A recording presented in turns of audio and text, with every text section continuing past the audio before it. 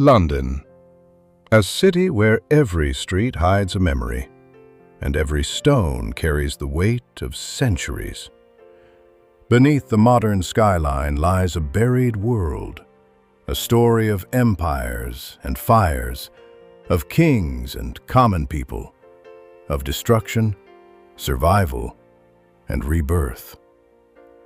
This is not just the history of a city. It is the story of how a small riverside settlement became one of the most powerful and influential places on Earth. A journey across 2,000 years of human struggle, ambition, and imagination. As we travel through time together, from ancient wilderness to global metropolis, we invite you to become part of this journey. If you enjoy exploring history in depth, take a moment to subscribe, like, and share this documentary so more people can discover the stories hidden beneath our world. Leave a comment below and tell us which part of London's past you're most excited to uncover. And turn on the notification bell so you never miss the next chapter of this unfolding history. Now, let us step back in time, back before the city had a name, back to the river that started it all. Because the story of London begins long before London existed.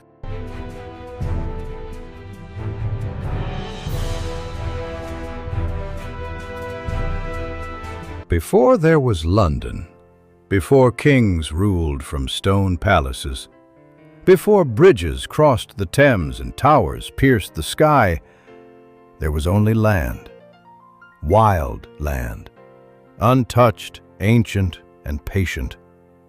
The River Thames moved through it like a silver ribbon, carving its path over thousands of years. It did not rush, it did not hesitate. It flowed with quiet certainty, shaping marshes and meadows, feeding forests thick with oak and elm. Mist rose from the water at dawn, birds skimmed the surface, and in this quiet world, long before history had a voice, the first people arrived. They came not as conquerors, but as travelers. Small bands of hunter-gatherers followed animal tracks through dense woodland. They carried simple tools of stone and bone. They built temporary shelters near the riverbanks and warmed themselves beside flickering fires. For them, the Thames was life itself. It offered fish, fresh water, and a natural road through an otherwise unforgiving wilderness. Generations passed, footprints faded, new ones replaced them. These early people did not leave monuments or cities, but they left something more subtle. They left the beginning of a relationship between humans and this river, a relationship that would one day give birth to a city unlike any the world had seen. Across the sea, another story was unfolding. Far to the south, the Roman Empire stretched across continents. Its cities gleamed with marble. Its armies marched with disciplined precision. Its engineers built roads that seemed to defy nature itself. Rome hungered for expansion. And in the year AD 43, that hunger reached the shores of Britain. Roman ships cut through cold northern waters. Soldiers stepped onto unfamiliar land, carrying banners, armor, and the certainty of empire. They did not come to explore, they came to stay. As Roman commanders surveyed the landscape, their eyes were drawn to a particular bend in the Thames. Here, the river narrowed just enough to allow a crossing. The banks were firm. The location was perfect for trade and defense. The Romans understood geography as destiny, and so they built. They drove wooden piles into the riverbed and constructed a bridge. Around it grew a settlement of timber buildings and dirt roads. They called it Londinium. At first, Londinium was modest, a frontier town on the edge of empire. But Rome did nothing without ambition. Within a few short years, the settlement expanded with astonishing speed. Merchants arrived from distant provinces. Ships docked along busy wharves, unloading wine from Gaul, olive oil from Hispania, and fine pottery from Italy. Languages mingled in the markets. Coins exchanged hands. Life pulsed with energy and opportunity. The Romans brought order to the wilderness. They laid out streets in careful grids. They built bathhouses where citizens gathered to relax and discuss politics. Temples rose to honor Roman gods. Villas appeared with painted walls and heated floors, luxuries unimaginable to the land's earlier inhabitants. Londinium was no longer a frontier outpost. It was becoming a city. But empire breeds resistance. In AD 60, a storm gathered beyond the city walls. A Celtic queen named Boudica rose in rebellion against Roman rule. Her forces swept across the countryside with fierce determination. When they reached Londinium, destruction followed. The city burned. Flames leapt from building to building, devouring timber and tile. Smoke choked the sky. Those who could fled. Those who could not were trapped in the chaos. Within hours, much of Londinium lay in ruins. It was a brutal reminder that cities, no matter how strong, are fragile creations. Yet Rome was relentless. When the rebellion was crushed, the empire returned to the ashes with a singular purpose: rebuild and rebuild stronger. Stone replaced wood. Massive defensive walls encircled the city, stretching for miles. Gates controlled entry. Watchtowers guarded against future threats. Inside those walls, Londinium flourished as never before. The population surged. Craftsmen shaped metal and glass. Officials administered law. Amphitheaters hosted spectacles that echoed with the roar of crowds. For nearly 4 centuries, Londinium stood as a shining symbol of Roman Britain, a place where imperial power met local tradition, where commerce thrived and cultures intertwined. But even the greatest empires are not eternal. By the early 5th century, Rome was weakening. Political turmoil and external pressures strained its vast territories. One by one, distant provinces were abandoned. Around AD 410, Roman authority in Britain collapsed. Soldiers withdrew. Administrators vanished. And Londinium, once sustained by the machinery of empire, was left to fend for itself. Without Rome's support, the city faltered. Trade diminished. Public buildings fell into disrepair. Streets that once bustled with activity grew quiet. Nature began its slow reclamation. Grass pushed through cracks in the pavement. Roofs sagged and collapsed.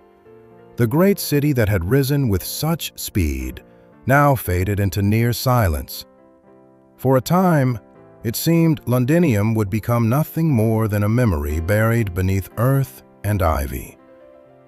But the river still flowed, and as long as the Thames carried its waters to the sea, the land retained its promise. Because places shaped by geography do not easily surrender their importance. They wait, they endure, and they prepare for rebirth. In the centuries that followed, new settlers would arrive.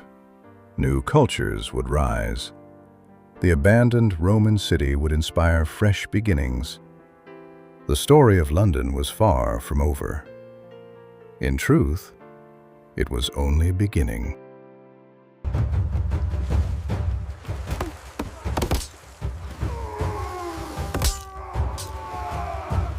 Before we continue deeper into London's story, take a moment to become part of this journey with us. If you're enjoying this exploration through time, remember to subscribe, like, and share this documentary so more people can discover the hidden layers of history beneath our modern world. Leave a comment below and tell us which part of London's past fascinates you the most. And turn on the notification bell so you don't miss the next chapter of this unfolding story. And now, we return to London.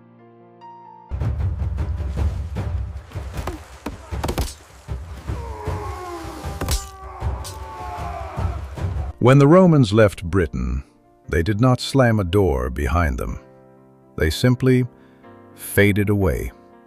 And in their absence, Londinium, once a proud outpost of empire, began to empty like a tide pulling back from the shore.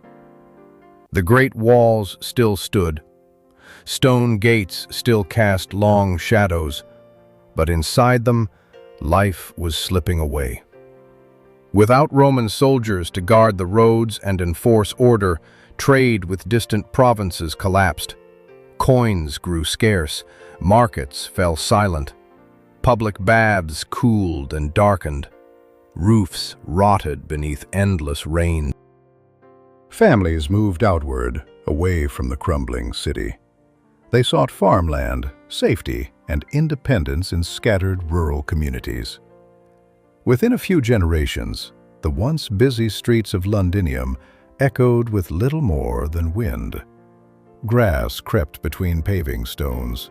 Foxes slipped through abandoned doorways. The city did not die in a single dramatic moment. It dissolved, slowly, quietly, almost gently. Yet history rarely leaves important places untouched for long. By the 6th century, new peoples were arriving in Britain, the Anglo-Saxons. They came in waves, settlers, farmers, craftsmen, warriors. They did not immediately reclaim the Roman city. Its massive stone structures felt alien, haunted by the ghost of an empire that was not their own. Instead, they built something new. A short distance west of the abandoned walls, along the river's edge, a bustling trading settlement emerged. They called it Londonvik. Unlike the rigid geometry of Roman planning, Londonvik grew organically. Wooden houses lined winding paths. Workshops rang with the sound of hammer on metal. The smell of cooking fires drifted through open-air markets. Ships once again docked along the Thames. Traders arrived from across the North Sea, from what is now Scandinavia, Germany, and beyond. They brought amber, furs, glass beads, and finely crafted weapons. In exchange, they carried away wool, grain, and crafted goods. The river returned to its ancient role as a highway of exchange, and with trade came prosperity. Londonvik thrived as one of the most important commercial centers in early medieval England. Its people lived close to the rhythms of the natural world. Seasons shaped their labor. Festivals marked the passage of time. Oral traditions carried history from one generation to the next. But prosperity attracts attention, and across the cold northern seas, another force was gathering. One hikings, they came first as whispers. Stories carried by frightened merchants spoke of sleek ships with dragon-headed prows, of warriors who struck without warning and vanished as quickly as they appeared. Then the whispers became reality. In the late 8th and 9th centuries, Viking raiders descended upon the coasts and rivers of Britain. Their longships were masterpieces of engineering, fast, flexible, and perfectly suited to navigating inland waterways. The Thames became a gateway. Raiding parties sailed upriver, targeting wealthy settlements like Londonvik. They struck with brutal efficiency. Buildings burned, goods were seized. fear spread like wildfire. For the people of Londonvich, life became uncertain. Every unfamiliar sail on the horizon carried the possibility of violence. Some settlements across Britain fell permanently under Viking control. Kingdoms fractured, alliances shifted like sand. It seemed possible that the fragile rebirth of London might be extinguished once more. In the late 9th century, a king emerged who would change the fate of England and of London itself. His name was Alfred. Known to history as Alfred the Great, he ruled the Kingdom of Wessex during one of the most dangerous periods in British history. Viking armies had conquered vast territories. Only a few Anglo-Saxon strongholds remained free. Alfred understood that survival required more than courage. It required strategy. He reorganized defenses, built fortified towns, and created networks of protection designed to resist Viking incursions. Around the year 886, Alfred turned his attention to the abandoned Roman city. The old walls of Londinium still stood, weathered but formidable. Alfred recognized their potential. By restoring and reoccupying the Roman stronghold, he could establish a powerful defensive and administrative center. And so, the city was reborn once again. Settlers moved inside the ancient walls. Streets were cleared, structures were repaired. Markets reopened under the protection of sturdy fortifications. The revived city became known as Londonburg, the fortified borough of London. For the first time since the Roman withdrawal, the old city pulsed with sustained life. Trade flourished under renewed stability. Craftsmen and merchants found security behind the walls. The Thames carried goods and ideas from across Europe. London was no longer merely a settlement. It was becoming a nucleus of political power. As the 10th century unfolded, London's importance deepened. It stood at the crossroads of emerging English identity. Kings recognized its strategic and economic value. Laws were proclaimed. Coins were minted bearing the city's mark. Christianity spread throughout the region, shaping culture and governance. Churches rose within the city, their bells marking hours of worship and community gathering. Life in early medieval London was not easy. Streets were narrow and often muddy. Fires posed constant danger. Disease lurked in crowded quarters. Yet the city endured. Generation after generation added their labor to its foundations. Families established roots. Traditions took hold. London was no longer a fragile experiment in settlement. It was becoming permanent. Through Saxon resilience and Viking challenge, London learned a lesson that would define its entire history. Survival requires adaptation.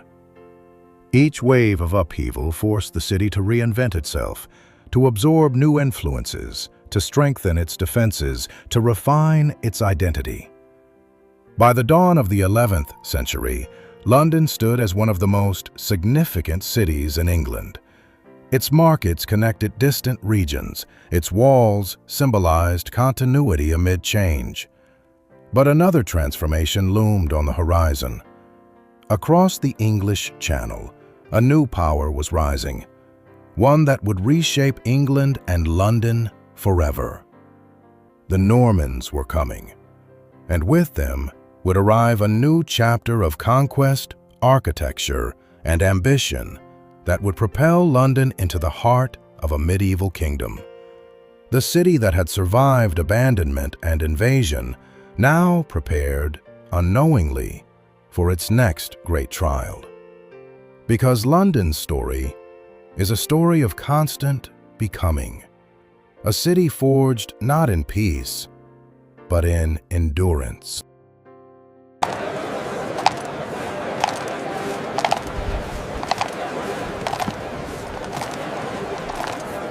When the Normans came to England in 1066, they did not simply defeat a king. They reshaped a nation. And at the center of that transformation stood London, restless, growing, and already essential to the future of the realm. After the Battle of Hastings, William of Normandy marched toward the city. London was wealthy, fortified, and proud. Its citizens hesitated to surrender. But William understood the city's importance. Rather than destroy it, he chose a different path. He secured London and made it the foundation of his rule. To stamp Norman authority onto the skyline, William ordered the construction of a fortress unlike anything England had seen before. Stone by stone, rising above the Thames, workers built what would become the Tower of London. Its white walls were more than architecture. They were a message, a symbol of conquest, a warning, a promise of control. From that moment forward, London was not merely a trading center. It was the political heart of a new kingdom. The medieval city expanded within its ancient Roman walls. Streets narrowed as buildings leaned toward one another, upper floors nearly touching above crowded lanes. Timber houses pressed together in tight rows, their thatched roofs vulnerable to fire. Life spilled into the streets. Merchants displayed fabrics dyed in brilliant colors.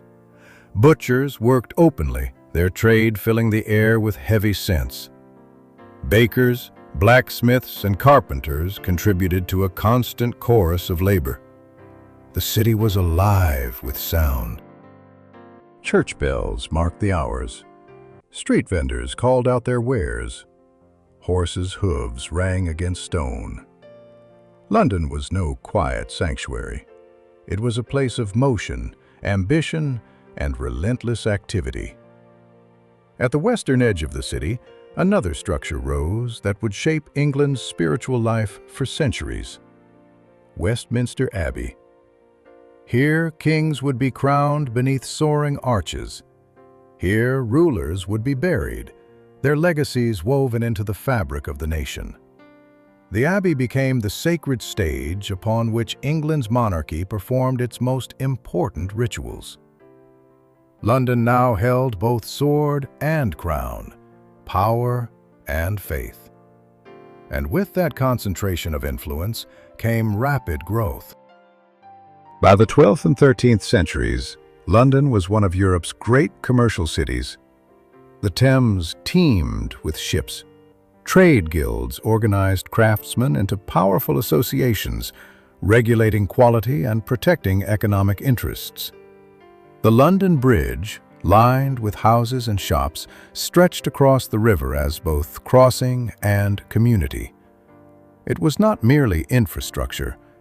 It was a living street suspended above flowing water.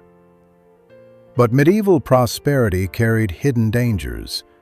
The city's population surged beyond anything its infrastructure could safely support. Waste accumulated in open gutters. Clean water was scarce. Disease found fertile ground in crowded quarters. Fire was a constant threat.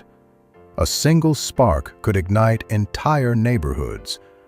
Regulations attempted to limit the use of flammable materials, but enforcement was uneven, and fear lingered in every tightly packed street. Still, Londoners adapted. They built stronger homes. They organized civic institutions. A sense of urban identity began to emerge, a pride in belonging to this growing metropolis. And then, disaster arrived on silent feet. In 1348, ships sailed into English ports carrying an invisible passenger, the Black Death. It began with whispers of illness in distant lands. Merchants spoke of cities emptied by sudden mortality. Few understood the scale of what was approaching. When the plague reached London, it spread with terrifying speed. Symptoms appeared without warning: fever, weakness, swollen lymph nodes darkening beneath the skin. Within days, many victims were dead. Fear spread faster than the disease itself. Families sealed themselves inside their homes. Streets that once pulsed with activity fell eerily quiet. The bells of churches rang constantly, tolling for the dead. Mass graves were dug beyond the city walls. Carts moved through the streets collecting bodies. The air carried the heavy scent of smoke from fires lit in desperate attempts to cleanse the atmosphere. No class was spared. Rich and poor alike succumbed. Clergy died alongside merchants. Entire households vanished in a matter of weeks. London, vibrant, noisy, unstoppable London, staggered beneath the weight of loss. Historians estimate that nearly half the city's population perished. It was a wound that cut deeper than any invasion. And yet, even in the shadow of catastrophe, life persisted. Survivors emerged from isolation into a changed world. Labor became scarce. Workers demanded better wages. Social structures shifted as the balance between classes subtly transformed. London began to rebuild, not only its population, but its sense of purpose. Markets reopened, construction resumed. Children were born into a city marked by grief, but driven by resilience. The plague would return in waves over the coming centuries, a recurring reminder of mortality. But it never again struck with the same devastating force. The medieval city endured. By the late Middle Ages, London had solidified its position as England's unrivaled center of commerce and governance. Royal courts convened. Legal institutions matured. Cultural life expanded through literature, art, and emerging educational traditions. The city was no longer simply surviving, it was evolving. As the 15th century drew to a close, London stood poised on the edge of transformation. The medieval world, with its rigid hierarchies and ancient rhythms, was giving way to something new. Exploration would soon connect continents. Ideas would travel faster than ever before. Wealth and ambition would reshape skylines. The age of the Tudors was approaching, and with it would come brilliance, danger, and reinvention on a scale London had never experienced. The city that had weathered conquest and plague prepared to step into a new era, an era of fire and empire. Because London's story is never static, it moves forward, carrying every scar, every triumph, and every memory into the future. And so, from silent wilderness to Roman ambition, to Saxon resilience and medieval survival, the foundations of London were laid.